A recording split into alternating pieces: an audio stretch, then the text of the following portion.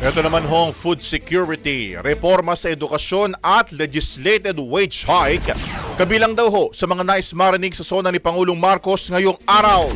Brigada Haji Caaminio, ibrigada mo! Brigada! Live report! Brigada Gab, kumbinsido ang mga kinatawan ng Tingog Party List sa Kamara ng ika-4 na State of the Nation Address o SONA ni Pangulong Bongbong Marcos ay hindi lamang tungkol sa accomplishments sa nakalipas na taon, kundi sasalamin din sa roadmap tungo sa inclusive at may malasakit na gobyerno. Ayon kay Tingog Party List Representative Jude Asidre, nais nilang marinig sa SONA ng Pangulo ang plano sa food security, partikular na ang rice sufficiency at pinagtibay na commitment na gawing mura ang bigas sa tulong ng pamumuhunan sa lokal na produksyon.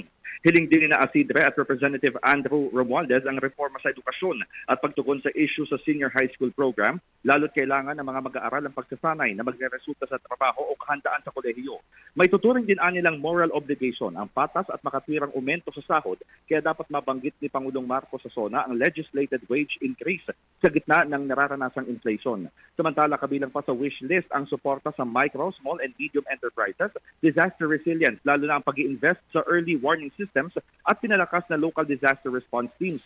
Samantala, naniniwala si ML Party List Representative Laila de Lima na kulang sa good governance ang administrasyong Marcos para supuin ang korupsyon, lalo na umano sa usapin ng agricultural smuggling at high-level appointments na nakabase sa personal loyalty. Kailangan anya ng whole-of-government approach at isang decisive na leader upang harapin ang mga minanang problema mula sa administrasyong Duterte. In the heart of changing lives, ako si Brigada Haji Caaminio ng 105.1 Brigada News FM Manila, the Music and News Authority. Brigada Balita Nation. Ang bahaging ito ay hatid sa atin ng Maxan Mangosteen Santon Coffee. Max Healthy, Max Sarap.